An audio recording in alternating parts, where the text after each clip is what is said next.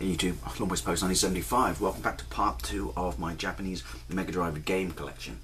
I say, because in these 10 games that I want to talk about, there are actually 2 PAL games, 1 Genesis game. Because I did, as a child, have some Genesis games and have some PAL games. Simply because there was no real lockout on the Megadrive until, what, 93 or something? I'm not sure about that. Because I still bought Japanese games after the point where lockout, kicked in. It's just, what was it, the Japanese console, that little arm that came out and you'd have a slot or an indent in the side of the cartridge. So the idea being if you put a cartridge in that wasn't, Japanese, it wouldn't work. Which was bollocks, because the arm was almost spring-loaded, and so it would just push back against itself, but the system would power up anyway. And because of the shape of the Japanese cartridges, the slot itself was big enough to take UK ones. It doesn't, and Genesis ones, it doesn't work the other way around, I think. Anyway, yeah, the other thing is, even though there's a Genesis game in here, technically it should be 3, because, I had 3 Genesis games in my collection as a child. But the thing is, while trying to be, or adhere, as closely as I can to my childhood game collection, certain games, when they're, tits risky expensive, or just too hard to find, I kind of bent the rules. So, I've actually got more Japanese games now than I did have as a child, because yeah, I'll talk about it when we get to it, but I wasn't prepared to spend the money on those specific games. The other interesting thing is, the second 5 games in this this video, they all tie directly into each other, but we'll get to that. Now, the first game I want to talk about is Darius 2 by Taito, released in 1990. Look at me with all the questions. 1990. I absolutely adored this game in the arcades. I don't know if it was Darius 2. It was the triple screen thing. I absolutely blew my tiny little mind, and I loved it. So when I saw this, I think this is another game I picked up in the in-shops downtown in Bedminster when it was still there, and I think it was about 30 quid. So when I saw this, I absolutely had to have it. It's funny because I knew it wasn't going to live up to the arcade machine, and it certainly, wasn't going to blow your face off because well, I've got 1 TV, doesn't have 3 monitors, but it's still a really, really solid, enjoyable shooter, and I just, to this day, I absolutely love it. Plus, another reason I bought it as a kid was, it's a fish-based shooter. I mean, come on. You can't say that's not unique. Alright, it's robot fish, but, it's still fish. The next game, and this, I've talked about this before, is Outrun Saga 2. This game is infamous to me. Again, it's by Taito in 1990.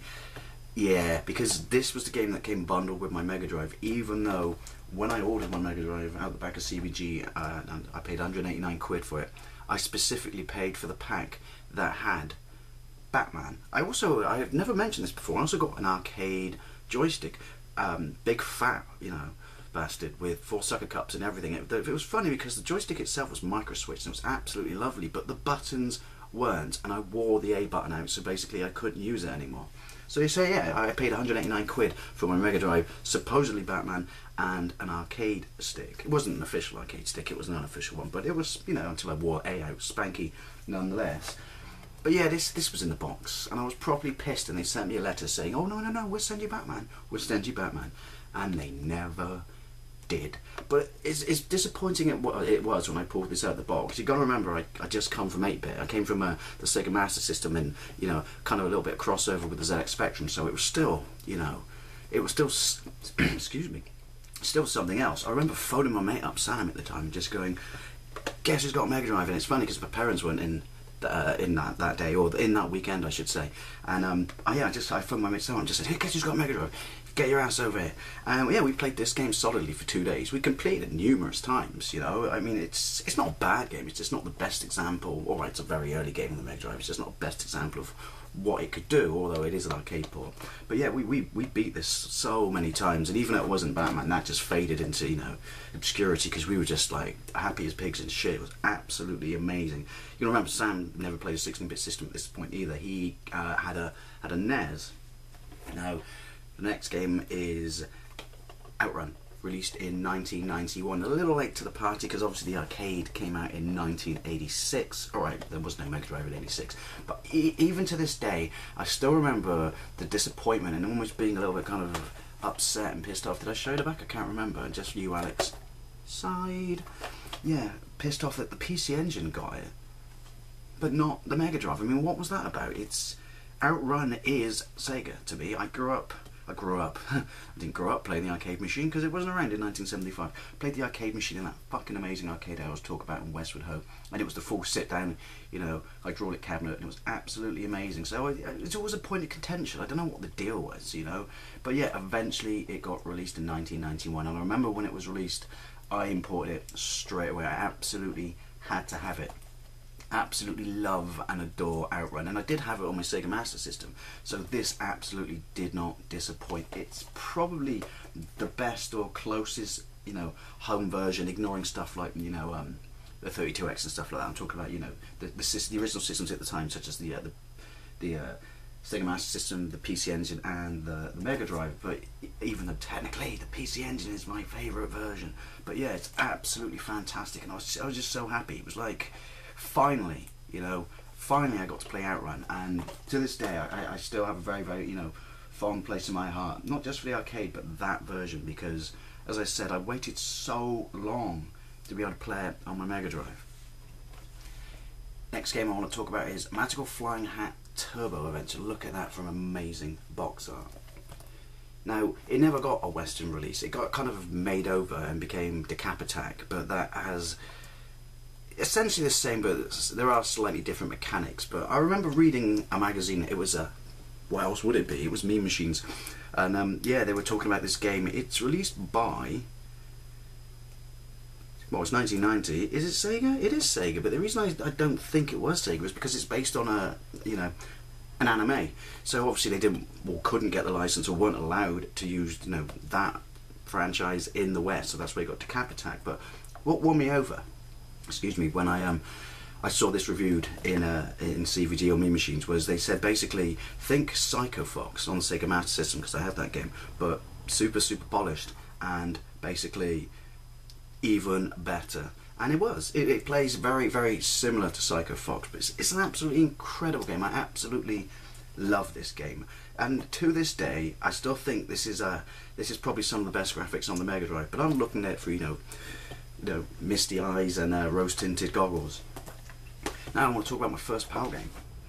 This is a brilliant game. It's funny because I bought it at the time because in Bedminster there was a shop called Sonic Computers, Sonic with a P. It was, how would I describe it? It was basically a Spectrum, kind of Amstrad, Commodore, that sort of, you know, because I used to go there when I had a Spectrum really early days. My mum used to take us there every now and then. We just, you know, with a little bit of pocket money, and we would buy games, and then it changed sides of the street, and then obviously to keep up with modern times they started, you know, selling more systems and more games, and they were one of the first few stores I can remember to actually sell second-hand Mega Drive games, and this was one of them, and that's why I bought it. It's not that I dislike golf games, I was never a fan of golf games. I've never been exposed to golf games, I should say, and so when I saw it in there, I think it was something like 15 quid, was quite good, or, you know, cheap for a second-hand Mega Drive game, and I thought, I'll take a punt, and I did, and I absolutely love it, and it's still to this day one of my favourite golf games. Isn't there a cheat where you can turn your caddy into a hippie, and he just talks bollocks? I can't remember. Funny thing is, my best mate at school at the time, a kid called Shane, actually played golf. So when I got this, I gave him a call and said, get your ass to my ass, you know, let's get a little Arnold Palmer on the go. And he used to get really pissed off because he actually played golf. Alright, we're what, 11, 12, but he actually played golf. I'm not saying, you know, he was professional standard or he had a caddy and a full set of clubs, but he actually played golf, you know, at least once a week. And he used to get properly pissed off that I would beat him at this. He goes, it's broken, it's not fair.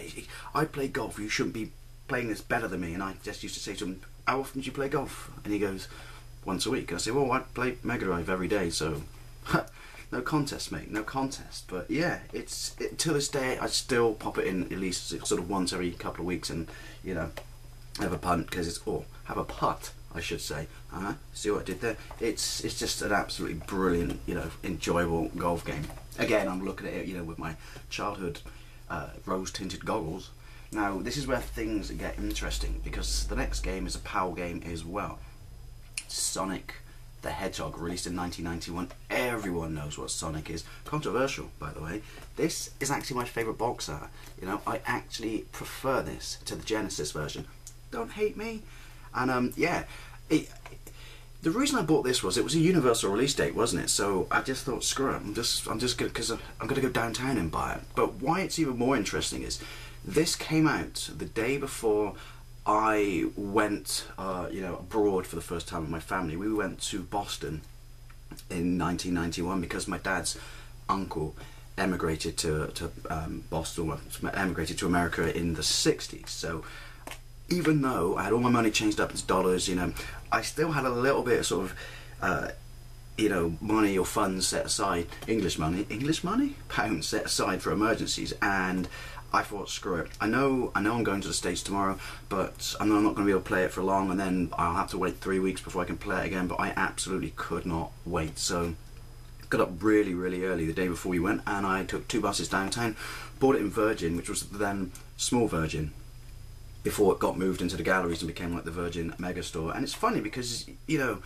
pre-ordering stuff like that and lineups these days and everything, and not being able to get a game on launch and stuff like that, this was tooted, even though well, we know it's a big game now, but it was hyped. It didn't sell out. I remember there was no lineup, there was nothing. I strolled into the Virgin shop at 9 o'clock in the morning and walked out with this. Got home 2 buses later, played it all day, absolutely love it. I remember at the time the arguments between magazines and stuff saying, oh, it's good, but it's no Super Mario World, and it's not, but at the same time it's still, hands down an absolute classic. I absolutely adore this game. And yeah, and the funny thing is, there you go, after I played it, I think I only got about 4 levels in. Basically I put it down, we flew to America, I bought 3 Genesis games, and we flew back, and yeah, I didn't get to play it again for 3 weeks, but yeah, absolutely loved it.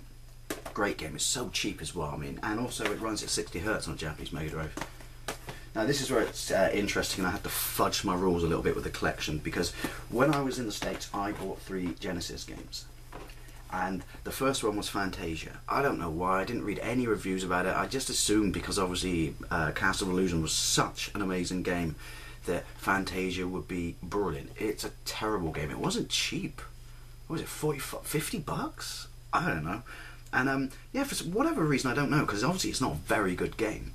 I couldn't get a cheap Genesis version, but I could get a properly cheap Japanese version. I think I paid £5 for this, and it's pretty much immaculate, mind. But yeah, I bought it because the graphics on the back, they just absolutely won me over, and oh my god, I've never been so disappointed as a child. The first time when I finally got back to the UK and I popped this bad boy in and just went, it's shit. Yeah, it looks nice, but it plays like a fucking turd, and it's just uber frustrating. But it was in my collection as a kid, so I had to have it. Now, the next game I bought in that vacation, or on that holiday I should say, was Atomic Rover Kid. Again, I couldn't get a cheap Genesis version, so I got a cheaper Japanese version. I'm really not sure why. I don't know if it's, I could be barking up the wrong tree. I don't know if it's like it's sought after or it's rare or whatever. Plus, possibly as well, it's one of the rare examples of the Japanese box art is not as good as the US one. It's, it's more intricate, but the US one was just the orange cover with just a big Atomic Rover Kid in the middle. Yeah, I preferred it, but this, I absolutely love this. It's funny, I don't even see it, I don't know if that's the level, but it's broken. I remember there was a stage in it that if you do something wrong, you can't progress any further. Enemies still come, and you're still hammering the fire button and blowing them up left, right and centre, and it's still tits risky and everything, but you just cannot progress. I didn't know that as a kid, and I think I spent like 5 hours on it, because, I was an idiot. But PC Engine version's not broke though, is it? Which I guess technically makes it the superior version. But yeah, Atomic Rover Kid. Now there was one more game I bought on holiday in the States that year, and that was Telfer. Quite simply because, even though I was buying Japanese games, you're abroad, it's a whole new thing, in Genesis. Oh, Genesis is cool because we got the Mega Drive and Japan has the Mega Drive, but they have Genesis. So, I don't know, bragging rights and stuff like that, and just for diversity, I want some Genesis games. Now, I have to say thanks to Ed T1138 because he sorted this out for me. Now, this is a truly underrated gem of a shooter. It's an arcade port. Was this 1991? 1990. Obviously it got released later in the States then, I guess, but yeah, it's an arcade port, and it's probably one of the best shooters on the Mega Drive. Absolutely amazing game. Ooh, would I say it's better than Zero Wing?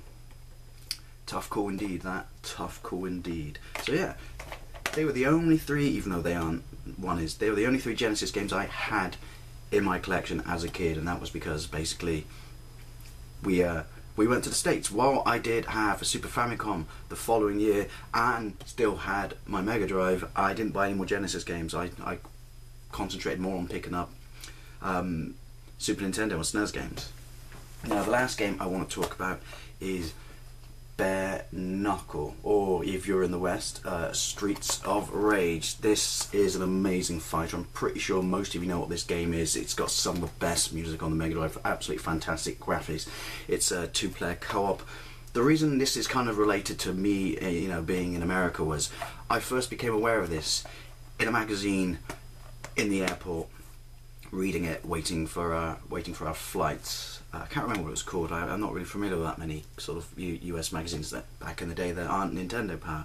And it's funny because wasn't it there supposed to be Final Fight, or they I don't know, maybe it was hype or rumors or whatever. There was this, people said that Final Fight was going to come out on the Mega Drive, and I could be completely wrong. And I always thought when it didn't, that this was basically them just kind of, you know, delivering to, you know, their audience, or delivering to their fans of the system, you know, basically saying, because it's Sega obviously, that's 1991.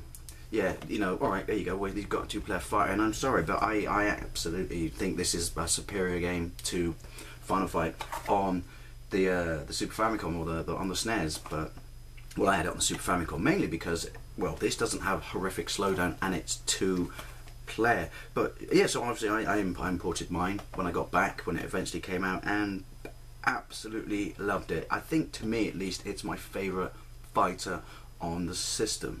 But yeah, Bareknuckle. But I prefer the title as well. I think it's far more snappy. So there you go. That's the next 10 games in my, I was going to say Japanese Mega Drive collection, but obviously I kind of drifted a little bit there, so I guess I should say childhood Mega Drive collection at this point. And because of the next video, I'm going to have some more PAL ones.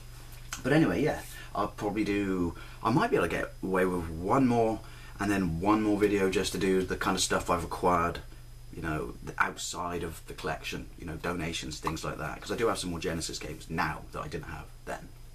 Anyway, waffling, sorry. Thank you very much for watching. I'll see you later.